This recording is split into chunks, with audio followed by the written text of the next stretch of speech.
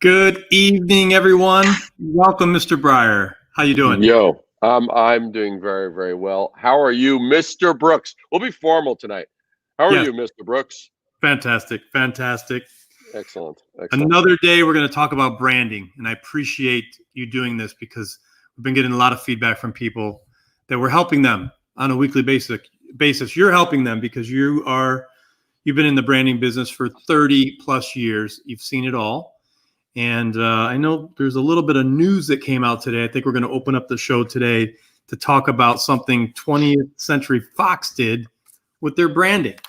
Unbelievable. Saw this today. Okay. Disney announced yesterday that it would be rebranding one of its TV studios, 20th Century Fox Television, as, you ready for it? 20th Television. 20th Television. Right. The new name cuts both the Century and the Fox from the studio's name. So they're going from 20th Century Fox Television, which has been around for a while, which has a ton of brand equity, to 20th Television. What is that telling me? That it's not my 19th television and I've yet to arrive to my 21st television? That 20th Television. What the hell does that mean? Mickey Mouse, Goofy, Minnie, will you please grab the executives by their lapels? I don't care if you have to violate social distancing. Put on your freaking masks and get in their face and say, what the hell are you thinking? I mean, check this out. This follows dropping the name from its 20th Century Fox film brand in January. The company, which closed, by the way, they closed on a $71 billion deal to acquire many of Fox's assets last year. 71 billion. Oh, but let's just sort of absolutely ignore this legacy. And by the way, for those that don't know, the 20th Century Fox was created in 1935, okay, as a merger between 20th Century Pictures and Fox Films. And so the bottom line lesson is you don't have to be small to make stupid mistakes. You can be very large and be a moron. And right now, this is the stupidest on the record. This is like, what does 20th Television mean? Yeah, seriously. Interesting. So that'll be the name of the company, of the station. What are they actually branding there? Well, so you know how we always see in the beginning of certain movies and stuff like that, it says Yes. 20th Century Fox Television, right? You see it either at the end of shows or you see it at the beginning of shows or whatever like that. So now it's going to be 20th Television. 20th. What are they going to have? 20 screens on the? Is that going to be the logo? I mean, it's honestly stupid. It's like I don't know what problem it's solving. And in the sea of all of these incredible rebrands that are responding very, very, things are happening and culturally and stuff like that. And so there's a lot of reactions to. I mean, I don't know. Is someone going to say that mermaids are an endangered species and that Starbucks must change? It must remove its mermaid because they were never treated well or something? I don't know. It's just the whole thing. Gets to a point where you go, there are bigger fish to fry, and there are more real situations and things, and I don't know what problem they're trying to solve, but it makes no sense. So that was just some late breaking news that I felt compelled to share with you and those joining us because it's madness. It's utter madness. So Rich Hayes is saying separate themselves from the past. Maybe they're trying to get a new look, a new feel. Well, my question would be, and I'm more than glad, Rich, you want to jump on this? I'd be glad to have you join us and just talk. But here's the thing: 20th Century Fox has a lot of name equity. Disney has a ton of name equity. Disney just unveiled that since they unleashed the Disney Plus brand, they've acquired 55 million subscribers to Disney Plus, and that's been what, 8 months, 9 months? Wow. And whereas it took Netflix previously 8 years to achieve that number of subscribers, I'm going, what problem are they solving to usher I mean, nothing adds up. It doesn't make sense. And what does 20th television mean? If they want to say goodbye to the past and usher in the future, then usher in the future with some logic. What does 20th television mean? Is that we're like, well, we were done counting to 19. Now we're up to 20. What does it mean? It's illogical. That's my only point. Yeah, it's definitely interesting. Well, the future will tell if that was a good move or not. But David Breyer says it's not. It's not stupid. It's stupid. I mean, look, maybe it'll pan out and maybe it'll be something for them. But I mean, 20th television. I don't know. I can't even look 5 or 10 years in the future and go. I can see a bunch of kids going, "Yeah, man, did you see that 20th television release that just came out? That was awesome." I just can't even get my wits around it. Yeah, I know. It's always crazy. Yeah, rebrand like that, especially that large. Yeah, totally. So what else is happening in your world? I saw, I think it was earlier in the week or maybe last week, you put up a post of one of your new clients that you rebranded. It was something to do with a motorcycle. Oh, love that. Yeah.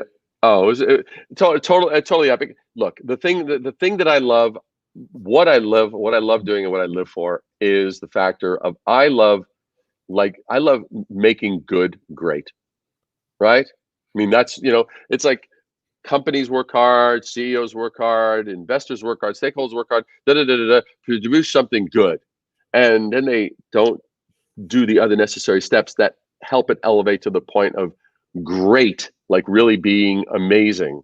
Because the great brands and the great companies that we all aspire by, and even the great salespeople and the great negotiators, they have those extra layers that go from ordinary to extraordinary, or go from good to great. And so that was it was a startup. They've actually been in business for a few years, but they were more focused on the manufacturing of this product for motorcycle owners in terms of storage for motorcycles.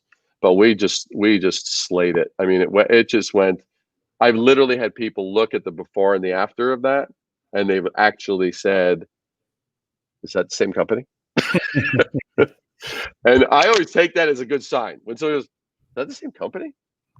And it is the same company, and that's the thing. It's like sometimes, it's if all the due diligence has been done for a company, they've done all the work, they've really made sure good deliverable, good service, great value, really solving a problem, doing all the right things, and then they don't make sure that this outer shell, which is reflective of the soul of the brand, they don't make sure that those things are really, really solid, and that people outside will go, "Wow, that's amazing. I want to know more about that."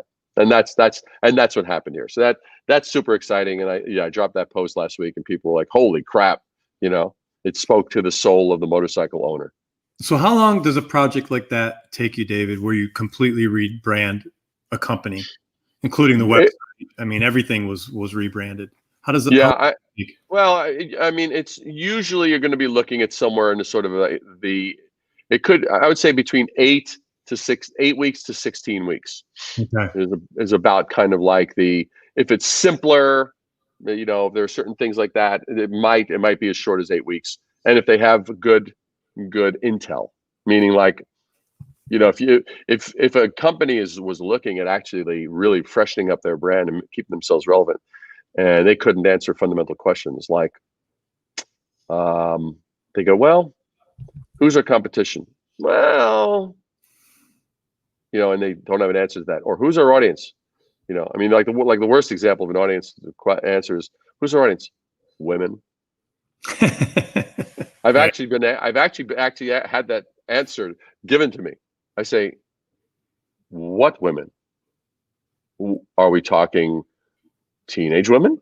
Are we talking single mom women who are in their 20s? Are we talking professional women? Are we talking retired women? Post-menopause women? We're talking married women? What kind of women? Do they live in a certain area? Do they love hiking? What's their deal? What women? Give me something here, So, it's just like you gotta sift the stuff down and break it down so we know who we're talking to. Do you think a lot of companies are too broad with who they go after? if you ask them who their ideal customer is, you know, you just gave a good example. And they start too broad. They start too broad.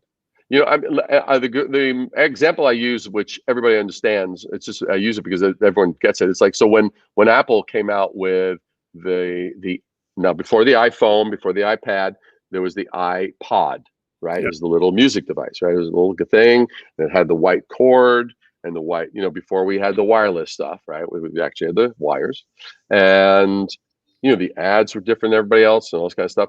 But now let's look at it.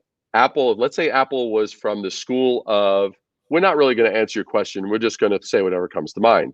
If let's say they were of that mind at the time in that particular meeting and said, so who's your audience? The stupid answer would have been anybody with ears. Right. Are all people with ears equal? Not all people with ears like music. Not all people with ears enjoy listening to stuff. Some people with ears, they maybe they like to watch sports or do this or do that or do whatever, blah, blah, blah, blah. That's one thing. But they really drilled down. They looked, who was their audience? Well, there's an entire generation that grew up on computers. That generation loved the instant gratification of, oh, I see it.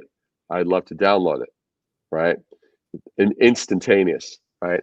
And it's the same audience that loves the element of immersing themselves in their media, whether it's a game, whether it's music, whether it's a movie. So knowing that, they created this whole campaign where it was like, for anybody that, if you don't know it, if you're watch this and you don't know this, go on YouTube and look at, and just Google for YouTube iPod TV commercials, and you'll see them. They're really colorful, and they were silhouetted figures who were like, din-din-din-din. But the only thing that was white in it was the earbuds and the cord and the little rectangular iPod, right? Yeah. But it closed with the tagline, first it started with 1,000 songs in your pocket, then shortly thereafter it was 10,000 songs in your pocket. But that's what it meant. It's like, it meant, wow, wait a second, my whole life could be in this little thing right here, right? Because they identified that audience. But that started narrow. Look at the empire that they grew into. It started super narrow. And Apple was not the first MP3 music player. I think it was the third or fourth. And so you look at it and you go, what did they do differently? They didn't talk about themselves. They didn't talk about their technology. They didn't say how many gigabytes it could hold. 1,000 songs in your pocket, 10,000 songs in your pocket. Language you and I can understand. So let's stay on this topic. If people listening they don't know where to start with finding out who their target audience is, do you have any tips or tools on what they could do to try to get through that process so they could find their target audience? Completely. They could. The bottom line, here's what you do.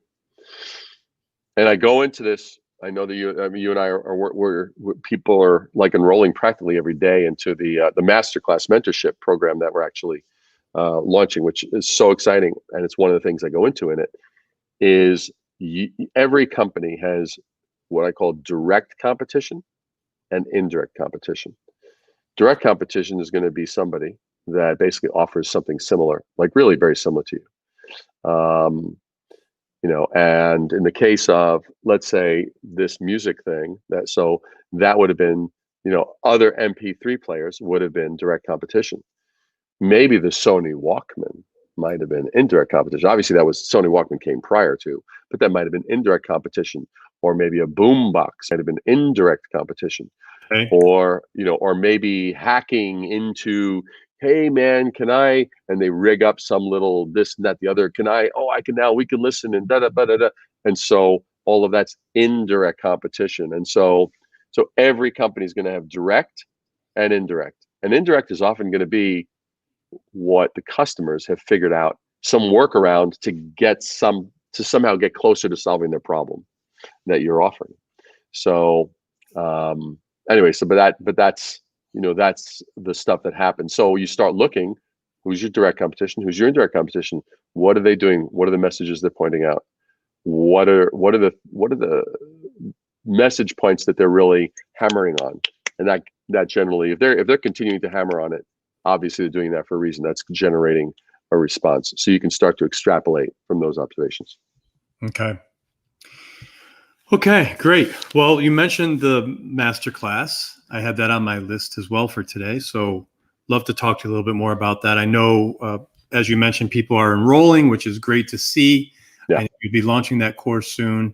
But let's talk about it a little bit. I know it's an 8-week interactive program, high octane. So what are some of the things people will experience throughout that 8-week process?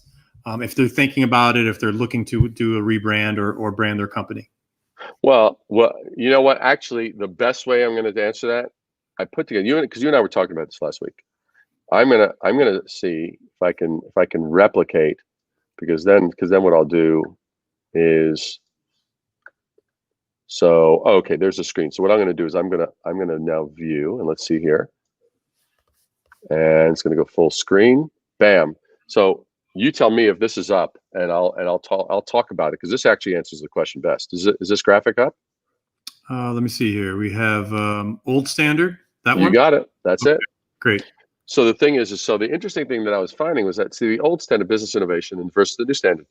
The old standard learning doesn't work in business today. The new standard is entirely different. So the left-hand side is kind of like what's been done. The right-hand side is what the course actually consists of. So what's been offered up till now has been what's already happened. You learn little tricks. You learn things that have been done. You learn historical things. But the brands and the companies that are going to thrive and not only move through COVID and move through the pandemic, but just continue to expand if they are expanding, is they're going to be focused on what's next, right? The old standard is about memorizing. Now memorizing is just memorizing. It's like kind of like knowing a mathematical equation, but it doesn't allow you to think on your feet. The new standard is understanding where you can think on your feet. The old standard, you're dependent on that teacher or that method. The new standard is going to teach you to think for yourself and actually be independent. The old standard, you're going to think like others. And the new standard is think for yourself. And that is a key pivotal point. Why? Because as you and I have talked about quite a number of times, branding is what? The art of differentiation. Branding isn't the art of digital Botox where I look prettier than the next person. Okay? It's not a cosmetic little tweak. So it's like thinking like others is the exact opposite of how you need to be thinking if you're going to be branding, because people detect value by differentiators. Okay. And different is better than better. So you don't want to think, I mean, yeah, you want to observe what others have done just to have intel, but you need to be able to think for yourself. The old standard is about rules and hacks. It's basically like color by number templates and stuff like that. The new standard is about certainty and the power to pivot.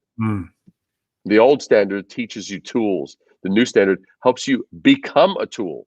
You know, if I had a choice of having a tool versus being a tool, I want to freaking be a tool. Yeah. You know? And then the old standard is built around the teacher a lot. And I'm talking from personal experience. I've done quite a few courses by some of the big names, and I've one for one walked out of that empty-handed, kind of with, I'm not any smarter at the end. I'm not any more informed. I'm not any more like, wow, I really get why this happens, why this works when it works, why it doesn't work when it doesn't work. So I'm just as clueless at the end as I was in the beginning. The only difference is now I have what I call educational souvenirs. So I've got swipe files, and I've got templates, and I've got color by number solutions, and I've got little formulas that I'm supposed to follow, you know, little sentence structures and things of that nature.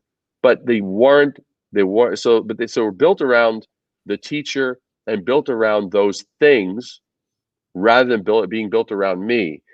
If it's built around me, then that means I, the student, have to be understanding, I have to be smart, I have to be informed, I have to be able to observe and extrapolate. That's the difference. And so it's going to be an 8-week, it's going to be literally ripping apart the old baggage that isn't serving you, the business person, the entrepreneur anymore. And it's now going to be just leaving you only with the goods and the gold. That's the difference. That is the difference, because, and this is the end result is going to be, you're going to end up with a brand that consumers love and that competitors envy. I love that. That's what we all want, right? Absolutely. Absolutely. So, I mean, that's really what it comes down to. That's really, really, really what it comes down to. Great. Let's see here, David. Yeah, I wanted to. Last week we were talking about how branding goes way deeper, and you touched on it here as well, way deeper than your logo or your tagline. But those components are important to your overall brand or rebrand. So when you're looking at doing someone's rebrand, where does logo, tagline? Because I think most people think about that first when you think of branding. Yeah. Where does that fit into it?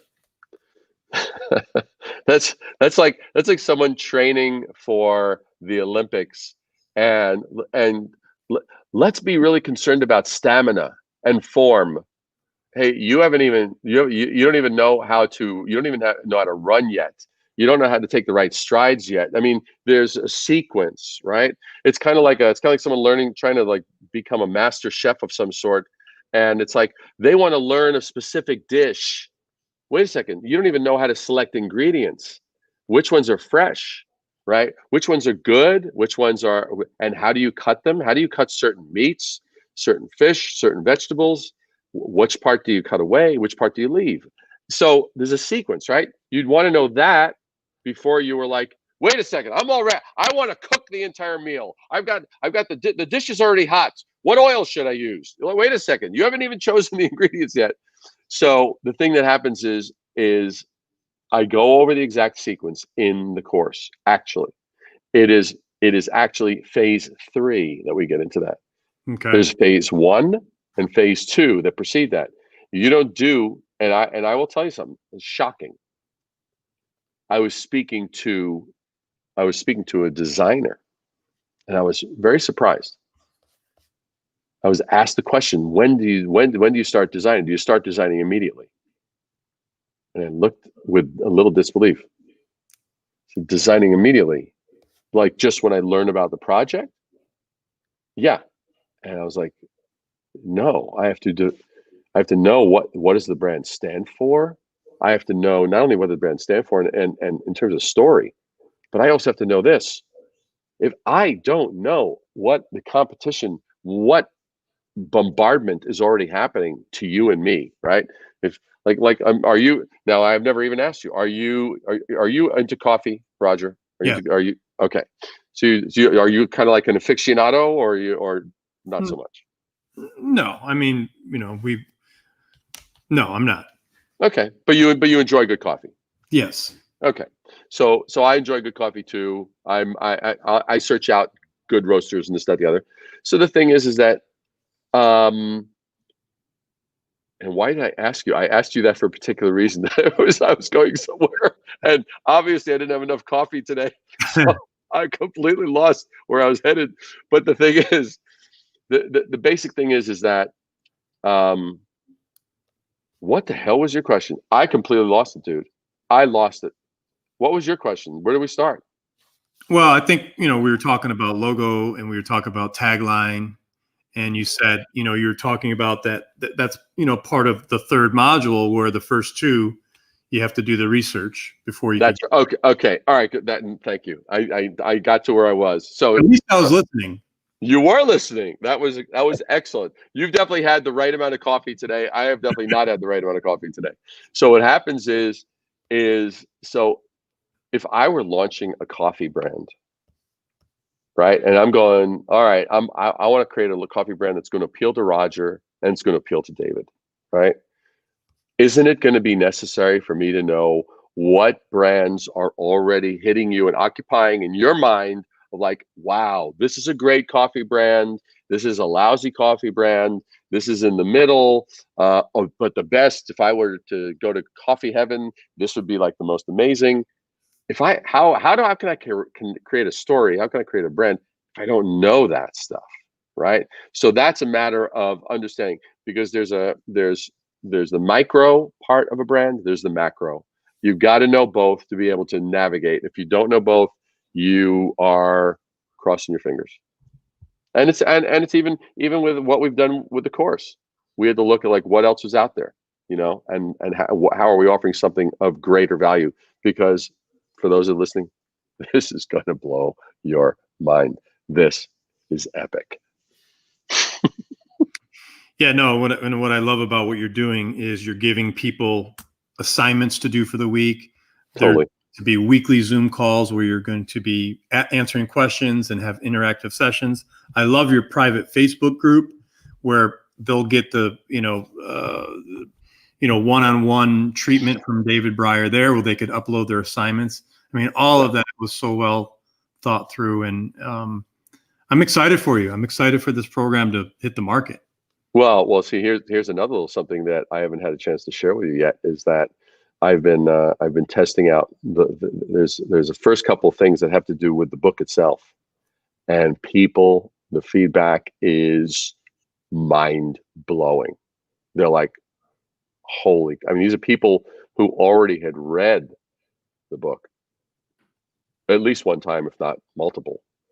And now now I'm like literally like by their side, walking them through, and they are going, holy, they had no idea how deep it went. So I'm grooving it in. So my whole goal is to make it so that it just emanates from people's pores, because the bottom line is the only difference between my clients that have crushed it, absolutely crushed it, and clients that haven't, is that my clients are using these tools, and those other companies are not. No, and I would love to show. I don't know if you see it on my screen here, just Yeah. so people know what we're talking about. So this is your book. Do you see Yeah. it? Brand intervention. So David, walk us through a little bit of this book, because it's so different than any other. First of all, the size, the print size, and just the way that you put this together, it's so different. Walk us through how this came to be. Oh, well, you'll love this. So how this came to be was I've been a lifelong learner, and I love, love, love, love insights. I love stuff that challenges me. I love stuff that says you could be doing better, whether it's blue ocean strategy, or whether it's a designer, or whether it's an agency putting out, some breakthrough work, and I love looking at it and going, wow, or it's Richard Branson, or Damon John, or Gary Vaynerchuk, or whatever. I just love those things. But with all of those things, and it actually was this. I'd seen, and I'm going to leave the person's name out of it because I'm not going to throw them under the bus, because they're a good person. They're smart. They provide good stuff. But this was the straw that broke the camel's back. So what happens is I watch a TED Talk, a great, great TED Talk. So it's all of 18 minutes of the TED Talk. It's a great, great TED Talk and all this kind of stuff. And it was basically titled after a book by the particular speaker. So I was like, wow, if this person could blow my mind in 18 minutes, the book has got to be unbelievable. So I buy the book. I go through the book. I was so disappointed. There was nothing more in the book than what was covered in those 18 minutes. So between that and looking at 250 plus page business books that ended up having about 10 pages. I've experienced this. I think you and I have talked about this. I found most 250 plus page business books, there's usually about 10 pages that have the real goods. Yeah.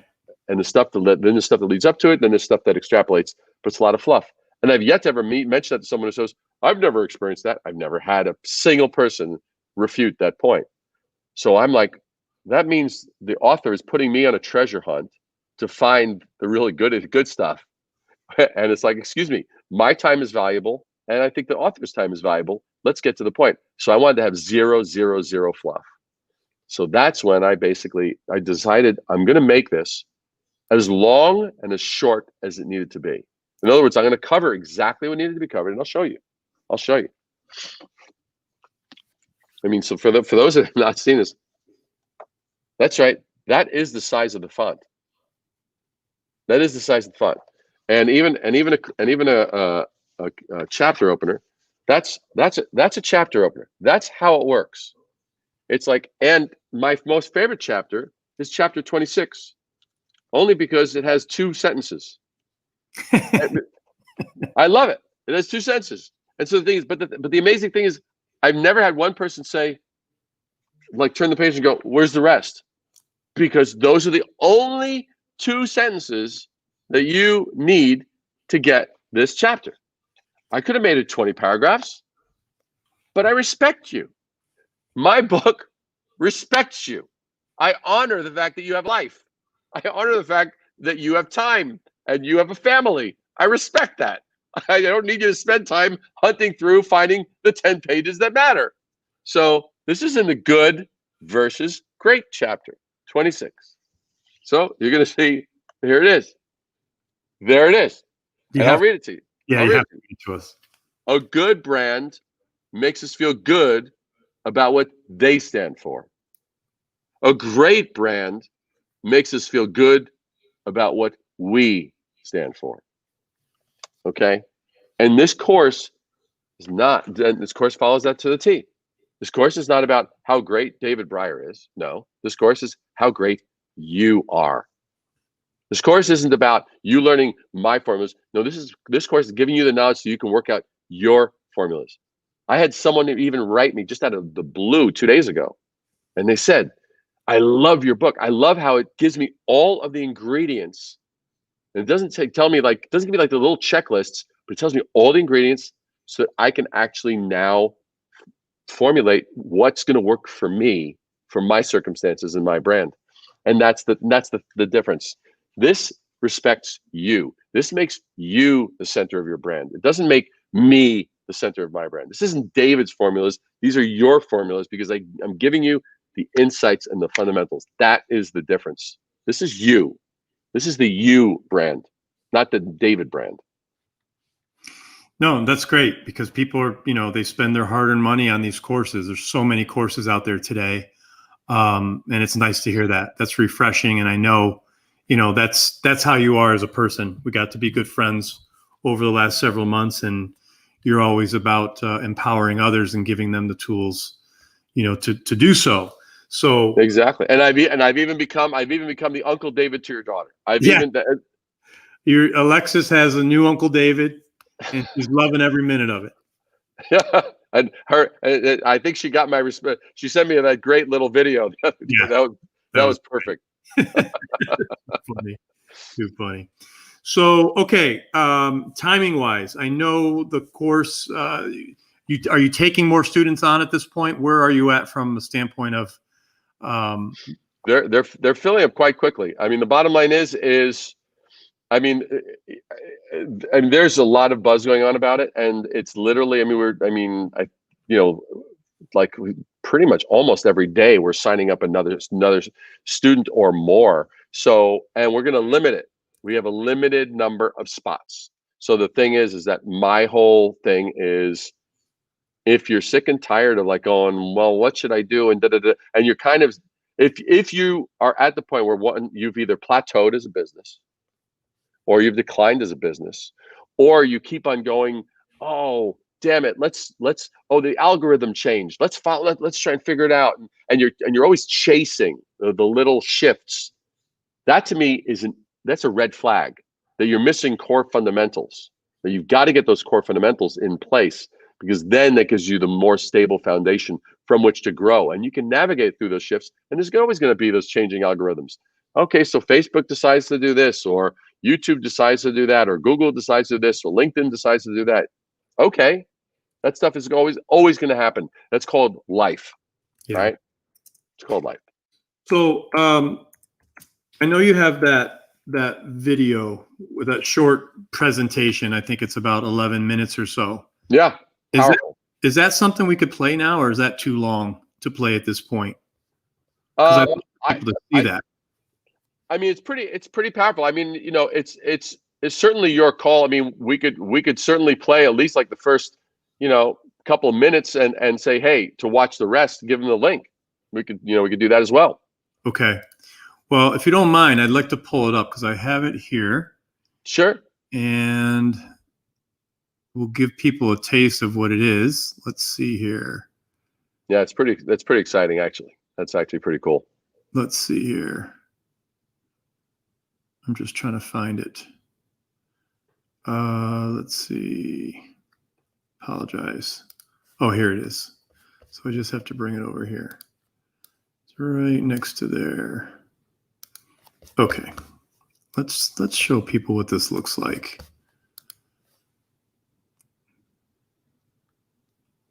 My eyesight is really bad, David. Do I have a mustache and a beard? You do. Okay, then your eyesight's not that bad. Yes. All right. Oh my gosh, it's not. Not playing? Well, I'm trying to pull it up in this. Let me try one more time. Okay. If you could just talk about something for about 1 minute, that would give me the time to. No worries, no worries. So here's the one thing that I will tell you is, if you've spent, I will say, I love entrepreneurs. I love helping them take their stuff to the next level. And the bottom line is you deserve it. You deserve it if you've actually ever done the work to create something. And it always blows my mind when that dramatic moment happens, when they realize, oh, wow, we actually have something that people will now actually understand and value. And they've been kind of holding their breath, like, like a loved one was about ready to pass, and after some post-operation kind of thing. I mean, literally, it's been that dramatic for people. They didn't quite know, why wasn't it clicking? Why wasn't this happening? Why wasn't that happening? And that's the stuff that's always the thing that's super exciting for me. It really helps move people, because look, you know what? The world needs great leaders. The world needs great brands. The world needs, things that are dynamic and exciting and engaging. And there's so much that we can each do. And that's why I do this, because, hey, we got a lot to do here. And like Dwayne Johnson, The Rock, said, the world ain't getting better on its own. So, that's what this is all about. Okay. Yeah, for some reason I'm not finding this link in my feed here, so I apologize. Oh, okay. No worries. No worries. Well, the thing that I can say is for those that are basically joining us and checking out, I would love. I mean, hey, look, if anybody is like, you're listening, going, hey, I have a question. I've always wanted to know, blah blah blah blah blah, because I'm getting a lot of that. A lot of people are messaging me, asking me kinds of questions. I'm getting questions from overseas. I'm getting questions throughout the U.S. Can it apply to this? Can it apply to that? Can you help me? Blah blah blah, and all the various things. So if you have any burning questions, those that are actually watching it, just jump on. I mean, we could pop you on, and we can handle it right now in real time. I love handling stuff in real time. And you're good at it. Thank you. Sure. Thank you. Really upset. I really wanted to show this. Yeah, I'd show it if I actually had it on this computer. I have it on my other device. I don't have it here.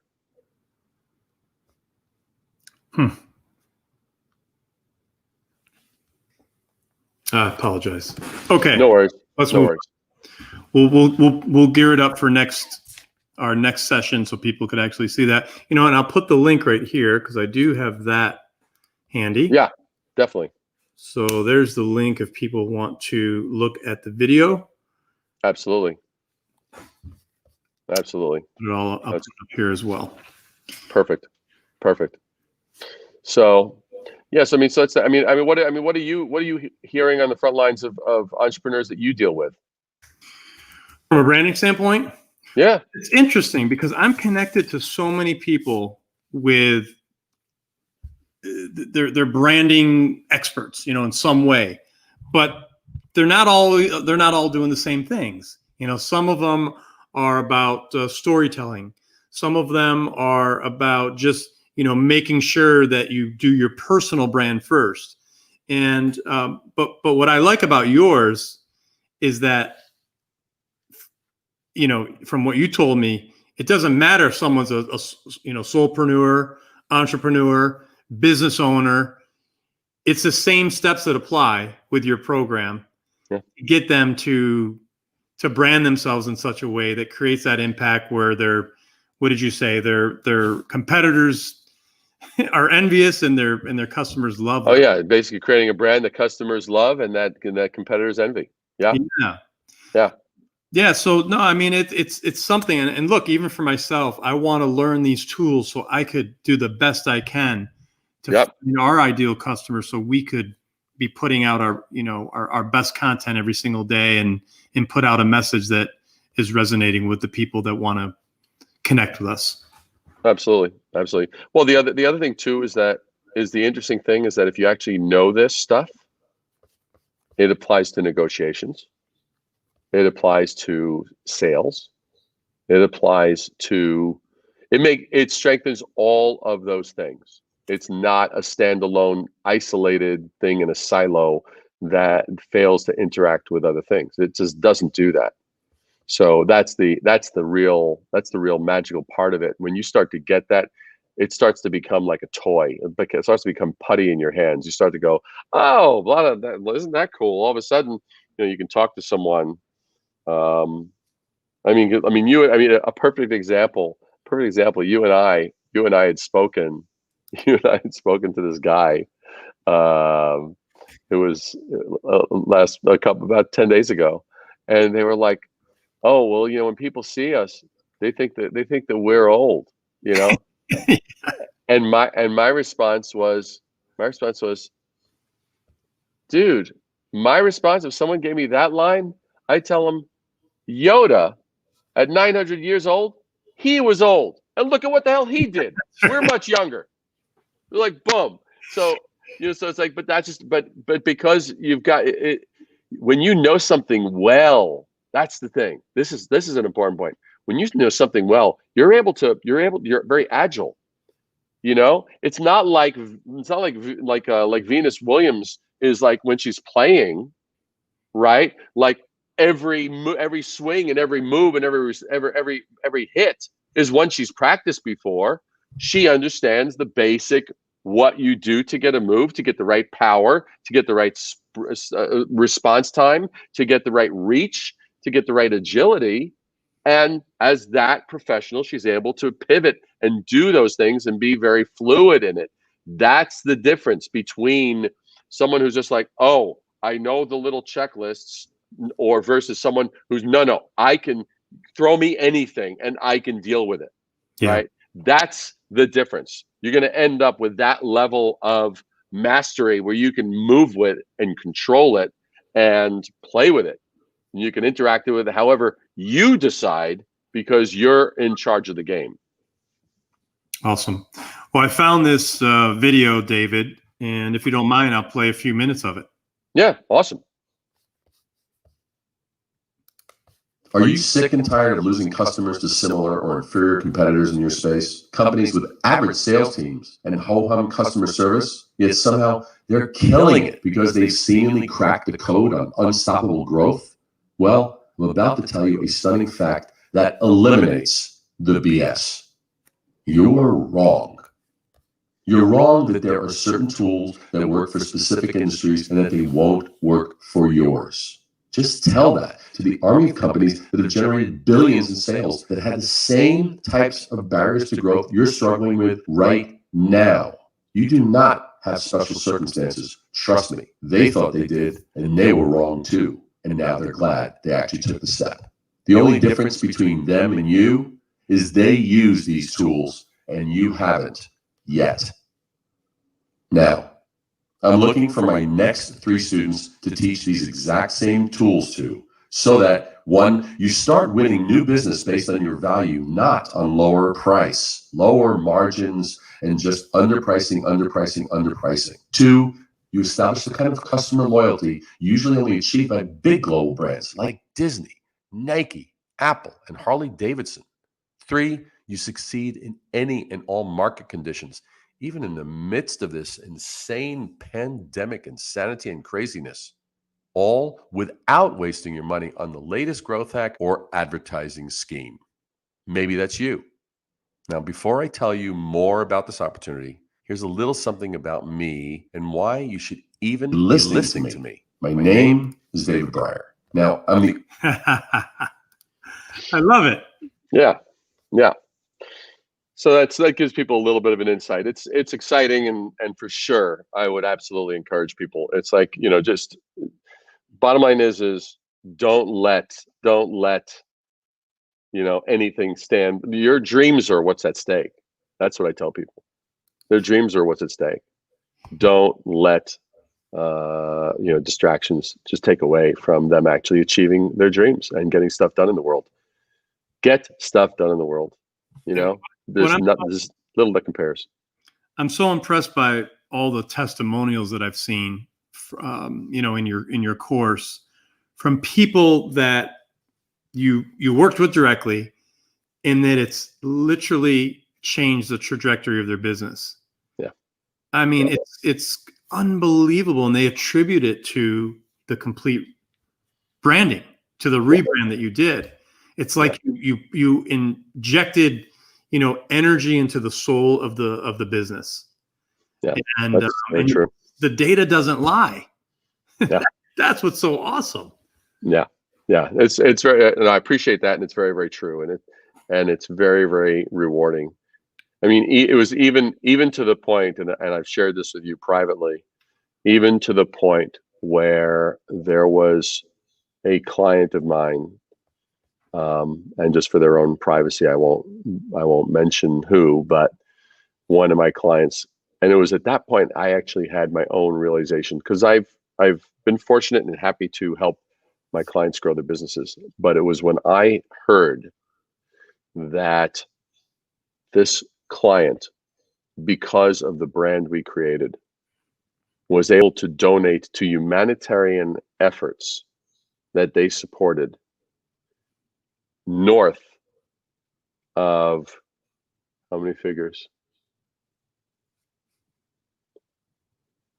Mid 8 figures. Wow. Mid 8 figures. 7 figures is 1 million to 9 million. That's 7 figures. So I'll just leave it at that. Mid 8 figures, and attributed that ability to be that generous and give back that much to their brand. That's when I was like, I literally had to look and go, wait a second. And then I started looking at the companies that I'd actually helped. And so I wasn't just helping companies, I was actually empowering these dreams and these empires, helping them come into existence. Another client is one of the largest companies that provides online musical training for musicians. It's like to millions of students around the world, based on the brand that was created that allowed them to be embraced and connect with their audience. And so it's just the level of impact. Never, ever, ever. I never want any client or entrepreneur to ever limit their impact. If they're like, oh, nah, the dream was too big. Bullshit. The dream is not too big. You can rise to the dream. You can absolutely rise to the dream, and do not shortchange your ability to make it and get there. That's the message that I have for everyone, whatever they decide to do. But that's what this course really is dedicated to. How many hours a week would you say people need to dedicate to really do justice to this course, where they could spend the time that they need to do the research, to do the homework, to watch the videos, to do the live calls? I'm just trying to give people an idea. I would estimate probably about 4 hours a week, maybe between 4 and 5. But it doesn't have to be concentrated. It doesn't have to be one shot. But I don't want it so fractured where it's like, oh, I'm gonna do a little course. Oh wait, but I'm gonna have my phone on and I'm gonna be taking texts while no, you're not. You're not doing that, by the way. If you sign up, that's over. Okay, at least for this 8-week period, that's canceled. No, but so it's just a matter of like going, okay, so maybe you devote half an hour a day for a few days, or maybe the weekend you go, you know what, Saturday, Sunday, knocking it out, boom, boom, get up in the morning, get these things done, because and that 4 or 5 hours includes the weekly Zoom call we're going to be having with all those enrolled.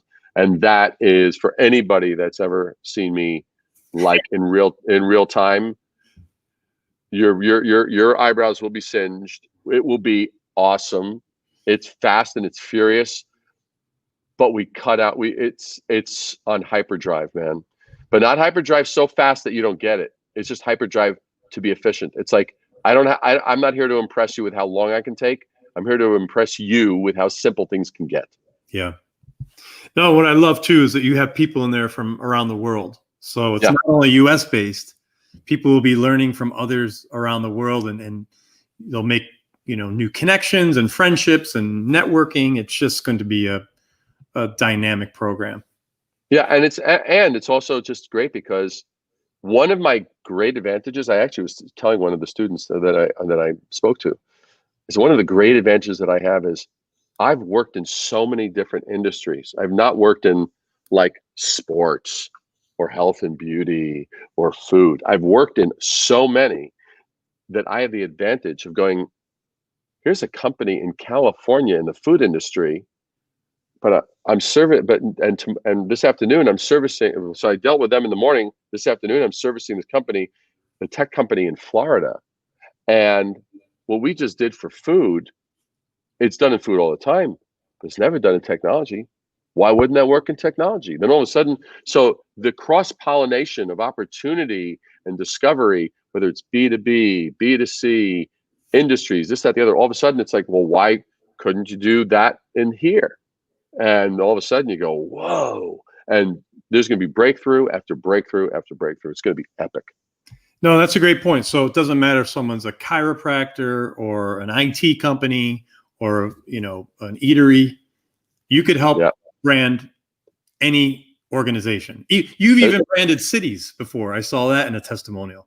I've branded cities, and as long as your audience has some cities need branding right now, David. Yeah, there are a few cities that need a little bit of branding right now. Oh gosh, no kidding. Yes, there are a few cities that definitely need some branding right now. But look, as long as your audience has a pulse and has a mind and has a heart, they can be branded too. Including online companies, right? Because to me, it seems like those are the hardest, and I'm part of that world as well. Mm-hmm. Sometimes it's hard to find your ideal customer online because it is so massive, right? How do you rise above the noise, as you like to, term it? Well, let's put it this way. I mean, we were finding our sweet spot even with just our video that we had done, and we knew what we had to offer, but it was like, how did we frame it, right? And then we did it this way. We saw a certain result, and then we were like, okay, wait a second, what's the exact thing that we need to be conveying and in what way? And then we tweaked it, and then all of a sudden we're getting the degree of retention and response just was night and day. So you just like with all, that's in the thing of like, okay, you test, you tweak, you da. But we had the advantage of I knew what the value was. I knew what the brand stood for. I knew how it was different as a course, as an experience, than what else is out there. So knowing that those distinctions from a branding standpoint helped a lot in accelerating that process. And being able to listen to the data, right? And having to pivot when you need to pivot. If you have something in your mind that you feel is the best brand, but the marketplace is not responding, you may have to pivot. Totally. Absolutely. So, so I mean, that's the thing. And there's so many tools. I mean, but that's the stuff that I just sort of, I kind of eat and breathe all day long. I mean, there's 23 key differentiators, and there's 3 different phases of branding. There's 69 different differentiators that I think with all the time. Most businesses usually use like 5 or 10 of them. I mean, so you go, okay. So as I'm listening, collecting data, I'm like, I'm just looking. I'm looking at all the different opportunities. It's like, oh, okay. We did some tweaks, and it was night and day. Yeah. Awesome. Well, I'm looking forward to you getting your masterclass out there. It's called Brand Intervention Masterclass. the best way for people to find that, I'll put the link in the comments here again, but it's iywebinars.com/Breyer. And we'll put that there again.